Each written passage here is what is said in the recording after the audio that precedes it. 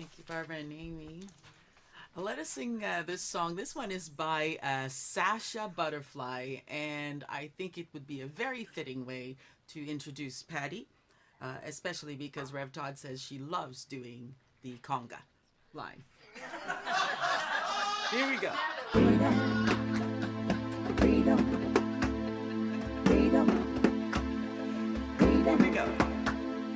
Freedom comes from not hanging on. You've got to let it go. You've got to let it go. Freedom comes from not hanging on. You've got to let it go. You've got to let it go. Freedom, oh freedom, freedom, oh freedom. Now would you sing it with me? Freedom comes. Freedom comes from not hanging on. You got to let it go. You got to let it go. Freedom comes from not hanging on. You got to let it go. You got to let it go. Freedom, oh freedom, freedom, oh freedom. We're gonna do that again. Here we go. Freedom comes from not hanging on. You got to let it go. You got to let it go. Freedom comes from not hanging on. You got to let it go. You got to let it go. Freedom, oh freedom, freedom, oh freedom. One more time, here we go. Freedom comes from not hanging on. You got to let it go. You got to let it go. Freedom comes from not hanging on. You got to let it go. You got to let it go. Freedom,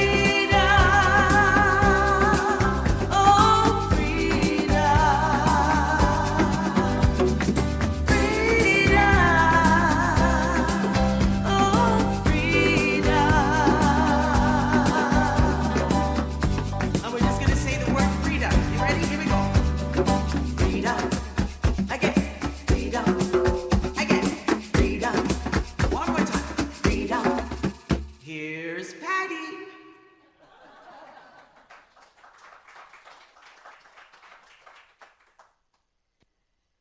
So enough with the conga jokes. I forgive you. I didn't do that one.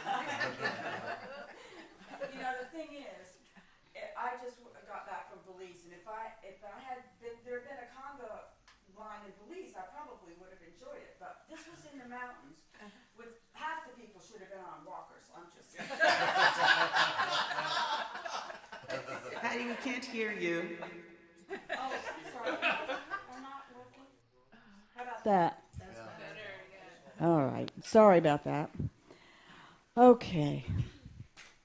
Welcome, everybody. It's good to be here with you this morning. Let's just all take a breath and breathe God with one another and within our own hearts.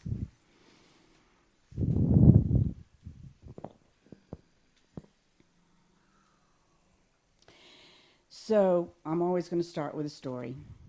In my childhood home, from ages to 7 to through high school graduation, the rule was that on Saturdays, we went to confession to tell our sins and get forgiveness. Y'all ever been there? In the early years, it was tough to dream up sins every Saturday. Really. I was a pretty good kid, and I had to get creative about my weekly transgressions. Because as presumed sinners, you just can't show up with nothing to say. And with a bunch of sinner siblings that went along with me, they were always willing to rat you out if you skipped the confessional box, so there was no getting around it. The good part of that was that I could always confess the previous week's creative solutions as the next week's committed offenses. Worked out great. Things improved dramatically when the nuns schooled us about the perils of puberty and the unholy actions of teenage rebellion. That never-ending list had me spending longer times kneeling at the altar rail with more than the usual 3 Hail Marys and 3 Our Fathers of penance. But needless to say, I had a very distorted understanding and experience of forgiveness because of that. And I've had a lot to learn about forgiveness. When I thought about writing this talk, Finding Freedom in Forgiveness, I asked myself what my intention would be in speaking about it. I think it is one of the greatest challenges in life right now, because it's so easy to justify reasons to not be forgiving when we have been wronged. That connects us directly to grief, because whenever we find ourselves betrayed, victimized, abused, there's always a sense of loss. Lost trust, lost relationships, lost confidence, lost dreams, lost freedom, and there is a very, very long list of losts. My experiences have shown me that forgiveness is very much an action that builds spiritual character and strength. Because, I believe everything in life is a spiritual matter. So many people have very personal and often very painful stories about how the power of anger, betrayal, abandonment, abuse, and a whole list of other things have shut out any possibilities of forgiveness. But I think most people don't want to feel the way that they do, wishing that whatever had happened had not. They just can't find a reasonable way to shift the story. Today I want to take our 5th principle into action. Living the truth we know is difficult because truth can float in a very gray space when we're talking about forgiveness. Today I hope you will be able to see that there is a claim for freedom in forgiveness. The first thing to understand about forgiveness is this: it only takes one person. That's all. That one person is you. That one person is me. The second thing is a pretty big thing to understand about it. A lot of studies have been done on this, have concluded that holding on to grudges, anger, and resentment directly affects a person's level of happiness and health. When we live with not forgiving, it impacts our life personally. And sometimes we don't even realize it. The third thing, to be forgiving is a measure of how much a person values themselves. I want to share an amazing story from a global spirit video that I watched last year as part of the grief training. The story is about grief that moves to forgiveness, reconstructs from the brokenness, and then creates a way to help the world be a better and safer place. Tariq Kamisa was a 20-year-old young man working his way through college delivering pizzas. Then there's Tony Pittman, a 13-year-old boy from a broken home who had watched his cousin be shot and killed, and who was dealing with a lot of unmanaged anger. Tony, with all of his pent-up anger and resentment, was sent to live with his grandfather in San Diego, and he was not happy about it. Tariq was out delivering pizzas when a group of gang members demanded he give them the pizzas. Angry 13-year-old Tony, who had been brought into the gang, shot and killed Tariq for those pizzas. Tony was declared an adult at 13 years old, found guilty, and sent to prison. Ples Felix is Tony's grandfather, and he promised his extremely remorseful grandson Tony that he would do everything he could for the rest of his life for the Kamisa family. Azim Kamisa, Tariq's father, and Ples Felix, Tony's grandfather, met. And when they spoke of it later, They said that when they looked deep into each other's eyes, they recognized their own soul, realizing they had both lost children. They became friends, and then together created the Tariq Kamisa Foundation to stop kids from killing other kids. They visit schools and children's programs, sit on stage shoulder to shoulder, and tell their stories of loss. They don't sugarcoat any of it, and they educate children about the futility of hate and anger. When asked how he could forgive Tony for murdering his son, Azim said that revenge is the fourth force that leads to endless violence. We see it every day. He explained that it was his spirituality that allowed him to forgive, heal, and build something meaningful from the loss. He believes that in life you get problems your head cannot heal. You get problems your heart cannot heal. But there is no problem that one's soul cannot solve and heal. He says we don't learn how to forgive and heal without doing it, practicing it.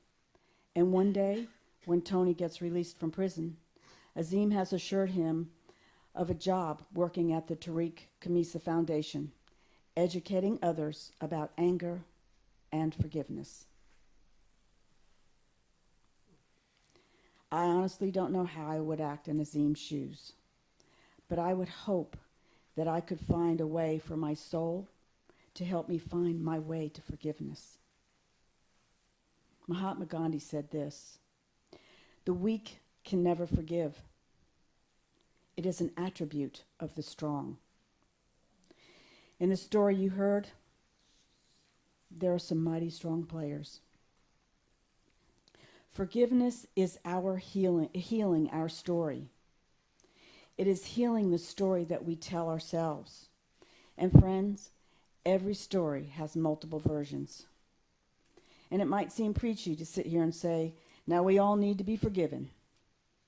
Easy to say. And I would bet that every single person listening has a story of just how seemingly impossible it is to do that.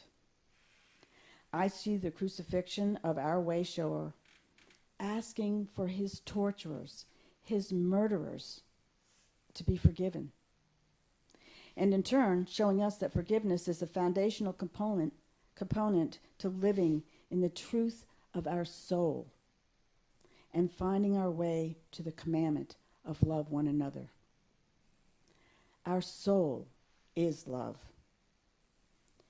You've heard me say that we are spiritual human beings. One thing, not two. As spiritual human beings, in every situation, we have a choice to expand and evolve or contract and devolve. I want to give you an example of this, and I invite you to close your hand and make a fist. It contracts, and there isn't much you can do with a fist except pound and fight. You know, the energy of pounding and fighting is devolving. Now open your hand and expand your fingers and stretch them out. Expanding allows us to use our hands fully. And quite honestly, it just feels better and freer. When someone has done us wrong, the first reaction that we have is probably to contract, to make a fist. In expanding, we can open our hands and find a way to resolve and evolve, even if it's only within ourselves. We meet personalities that can really contract us. Just saying. But rather than focusing on the personality, we can look past it and know that there is a soul, a God-created soul. When we do this, we expand and we experience freedom. And folks, sometimes that's the only way to get past someone who has done you wrong, or done wrong to someone else, or done wrong to the world. we can understand them as a soul with a human aspect that has contracted. Science believes that black holes contract and can draw in everything around the edges of itself. By not forgiving, we stay in the black hole spiral until we either release ourselves from the magnetic pull of it or we get sucked all the way in. That is one of the reasons, one of my commandments is meet souls, not personalities. Meet souls first. The honest of it is that witnessing what is happening in our world right now, we are needing to move past personalities and shift our focus to souls. Not easy, but absolutely necessary. We just heard a story of forgiving others, but I know from personal experience that one of the toughest acts of forgiveness is self-forgiveness. Anybody agree? An article in the Minds Journal presented the 4 stages of self-forgiveness. 1, recognize your pain. Acknowledge and confront the pain of whatever happened. We have to deal with the pain. We can't bury it or bypass it. Pain is real, and we need to feel it. Decide to forgive. It is a decision. And make a commitment to do. This is number 2. Make a commitment to do what needs to be done to forgive yourself. 3, work through the emotions. This is true for grief work as well. Actively process all the emotions related to the situation, including the biggies, guilt, shame, and anger, and identify how they have impacted your happiness. What has that taken away from you? Trust, security, happiness. 4, deepen understanding. Reflect on what the experience taught and how dealing with it improves your quality of life. Now, some of you may remember Dr. Marcia Walters, who would often spend long periods of time staying with Jerry and me when she was in our area. I'm sorry to say that after dealing with some cancer, she transitioned last year, and I know that she is greatly missed. Along with many other attributes, Marcia was an amazing healer, and during one of our conversations about forgiveness, I shared my story about how I forgave others, but that I would never be able to forgive myself for something that had happened.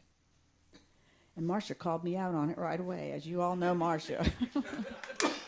And with insistence, also one of her things, insistence and wisdom, she helped me shift my thinking, pretty much using those 4 stages of self-forgiving.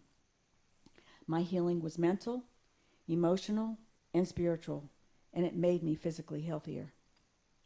Marcia helped me see that I had contracted myself through my own limited vision. You know, saying that hurt people hurt people? Well, it's true that hurt people, contracted people, also hurt themselves. But there's another part of that saying, healed people heal people. And sitting here today, I know that I am expanded because of the healing self-forgiveness work that I did. My self-forgiveness was an integral part of connecting with my own soul, to be self-loving and loving what God created as me.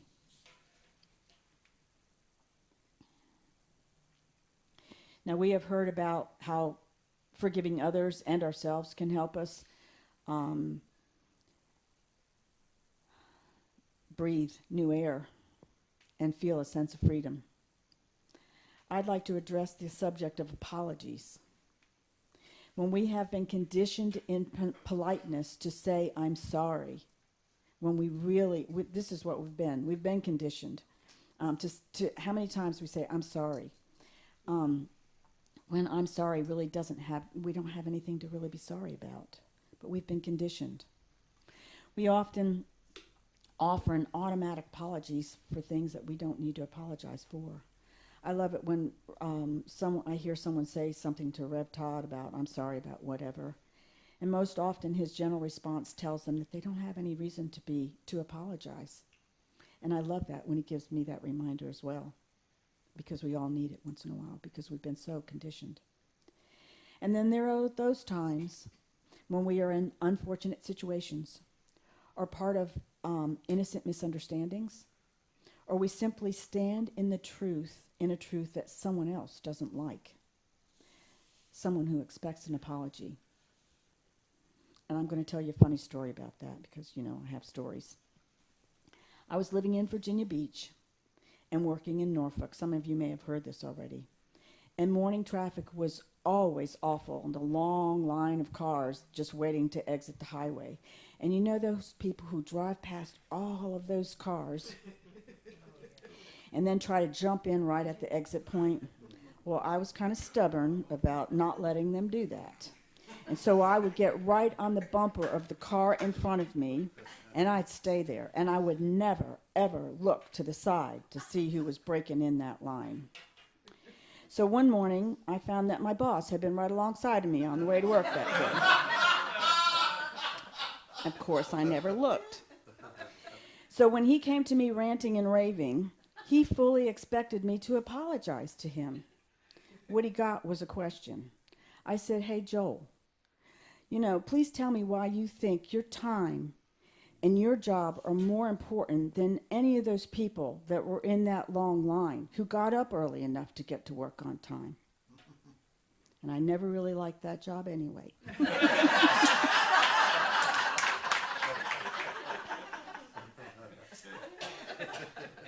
So my point is, we need to pay attention when we unnecessarily offer an apology, and when we are expected to go against our values and make a peace offering we really don't mean. This is not something that gives us freedom from ourselves. It actually restricts us, in the same way that I had to make all that stuff up for Saturday confessions. With emotional and spiritual maturity, we know when an apology is an appropriate response. We know in our hearts. We can always maintain our integrity by saying something like, "Gee, I'm sorry that you feel that way." That's not an apology. When we check ourselves in our bids to seek forgiveness, we find compassion for those times when we need to be the one that is forgiving. Making sure that we put the energy where it belongs keeps apologies and forgiveness honest. And that is important. I'm going to close with another personal story. I have a lot of them. Back in the day, many of you women might remember, men too, probably because it drove you crazy with the tingling that we did all around. But back in the day, a lot of us had these charm bracelets. And this is one that was started for me when I was in junior high school. All of the charms have a story. Being the quiet, shy person that you know me to be, you're probably surprised to see the megaphone from my cheerleading days in high school. I have a camera on here for my very first job. It was for a weekly county newspaper. It was my very first job, and oh man, I love that. So I got this camera for that. And then there's this one. It's a key. This charm was given to me with a beautiful letter when I was moving away from home that said, "You will always have the key to our home and our heart." This little key. Isn't that beautiful? Without getting into the nitty-gritty details, because you don't need those, I'll just say that when I really, really, really needed that to be true, it wasn't.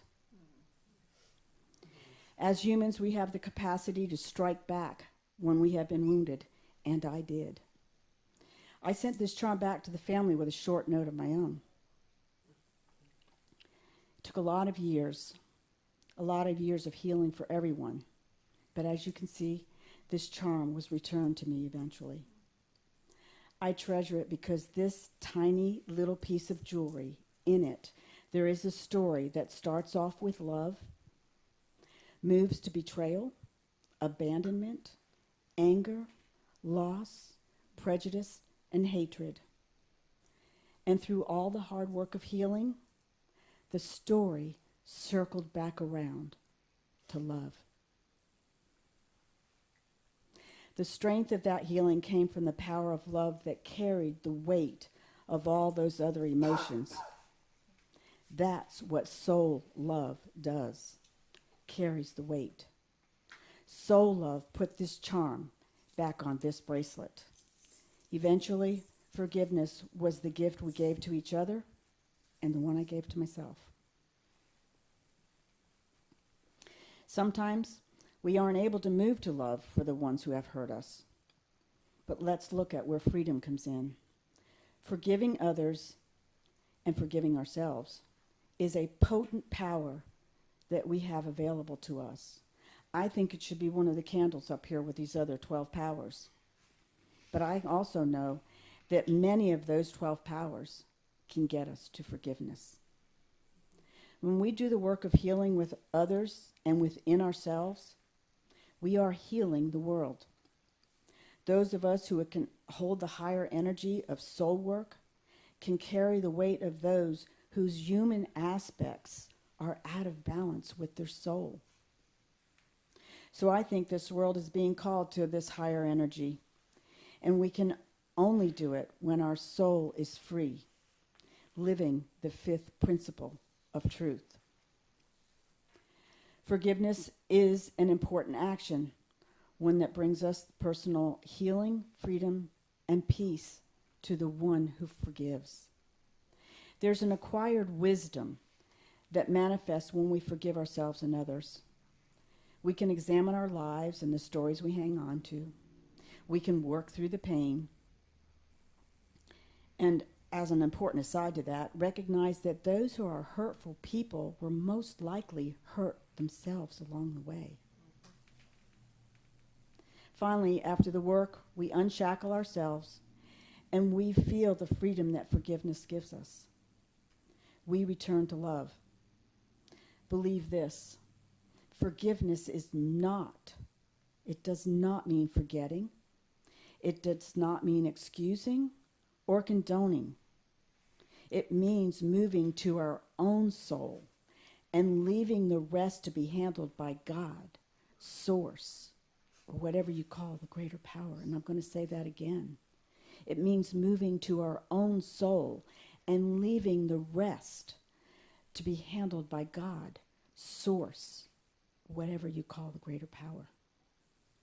We have a lot of people on this planet who are trying to handle things for God instead of acting as God with love and forgiveness. Tyler Perry said this, "It is not an easy journey to get to the place where you forgive people, but it's such a powerful place because it frees you." Live in the fifth principle. Live the truth we know. And know that forgiveness is the truth for freedom.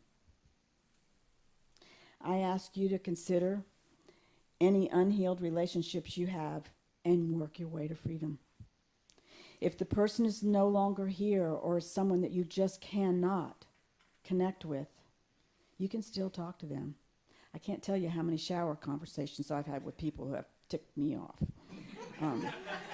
You can, but you know what? I'm dealing with it. You can write a letter, whatever it takes, because as Azim Kasima said, there is no problem that the soul cannot solve and heal. Take it to prayer or meditation and ask your soul for help. I'm here and happily available if you want to more deeply explore your spirituality or work through grief and loss. It's what I do. So that is what I have to share with you this morning. You know, I find it interesting hearing comments after Sunday messages, all the Sunday messages. And I have come to understand that each of us finds our own personal meaning, the one that is meant for us specifically. And I'm always surprised when I'm listening and amazed by the different and unexpected places that we take these messages. Todd and I have talked a little bit about it. Doing this also has given me a greater appreciation for what Rev Todd does. You know, last year he did, was it 41 or 42 Sunday messages?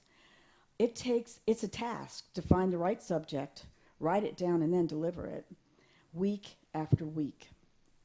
But each week, you all show up, trusting that you will leave here with a gift from Spirit, because that is where it's all birthed, from Spirit.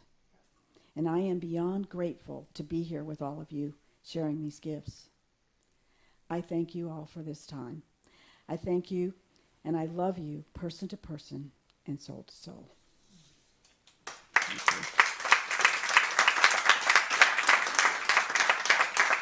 Thank you. Now, Deidrey's going to prepare us for meditation. Thank you, Patty. Mm-hmm. Let us sing this one together. It's I Forgive You. And when you get the hang of it, please sing along with me.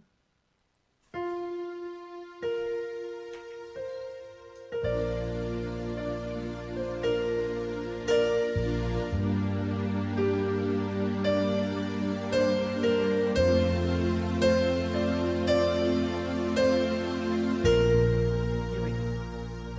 Beloved one, I forgive you.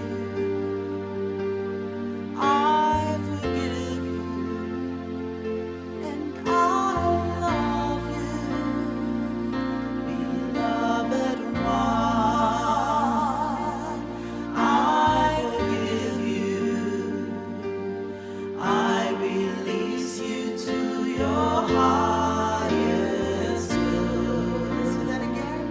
Beloved one, I forgive you. I forgive you, and I love you. Beloved one, I forgive you. I release you to your highest good.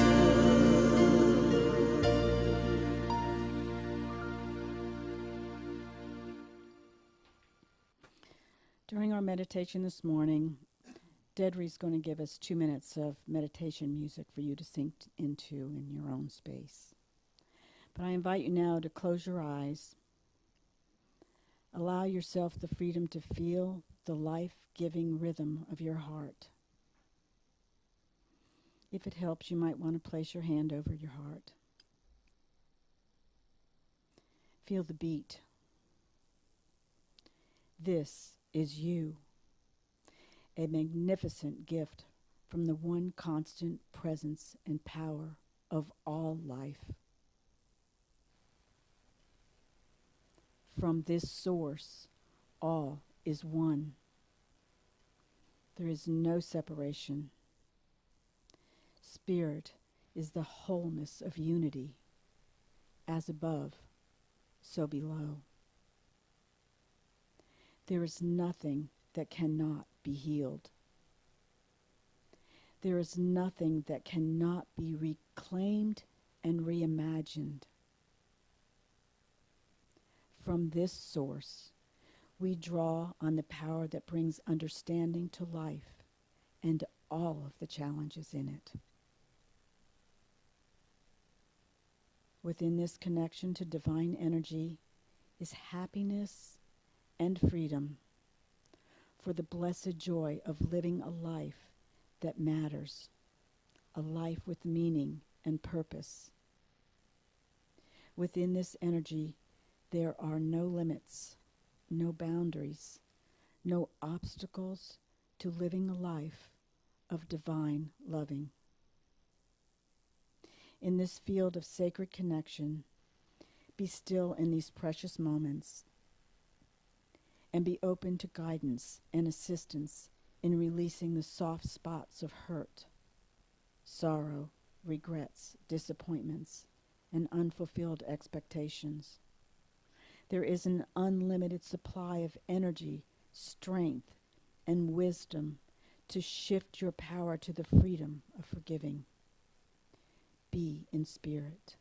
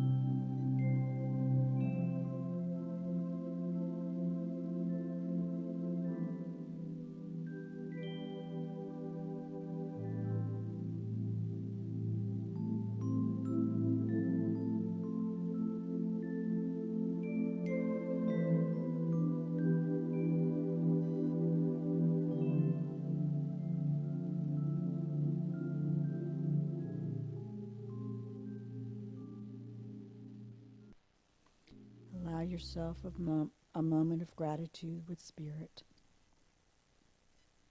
And then as you're ready, bring your awareness back to this world of wonder, our world of loving oneness.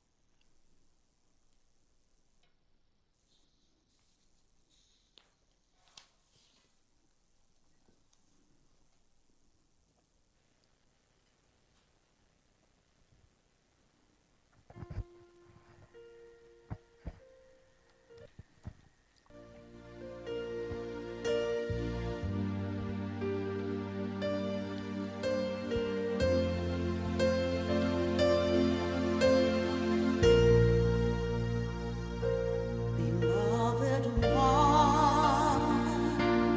I forgive you,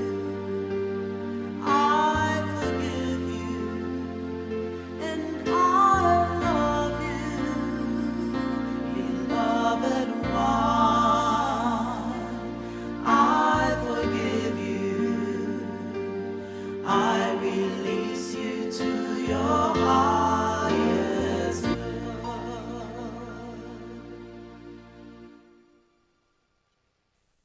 And I will sing this song for you. This was a song that was written quite some time ago.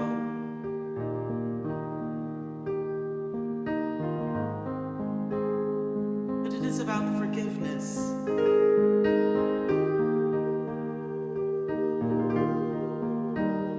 Creating a safe space for ourselves and for others. There is nothing you could ever say that could make me turn and walk away. You are safe. You are safe. There is nothing you could ever do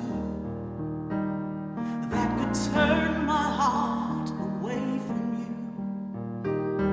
You are loved. You are so loved. Everything you've ever said or done, every time you've ever done me wrong, is washed away, taken by the tide and shifting sand. Every time you fail to soar, you shut it all out, even though you're craving more, washed away in the tears and in the prayers, washed away, washed away, washed away, washed away. There is nothing you could ever think that could push me to the edge, the brink. You are free. Oh, you are so free. You are free. There's no darkness in this life so deep. You could never be lost, not from me, because you are loved.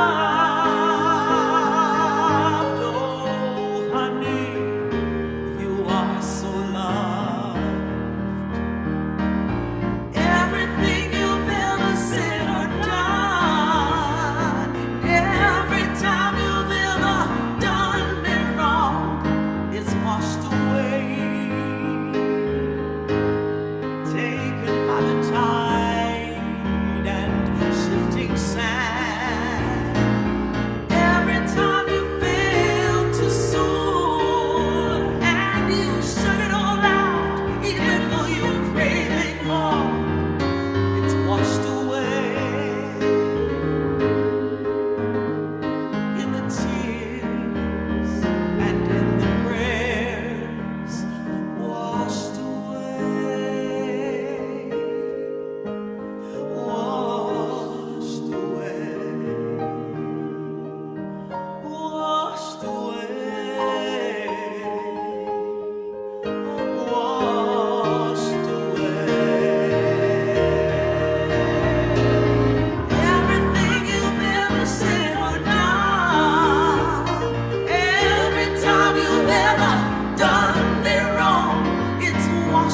way.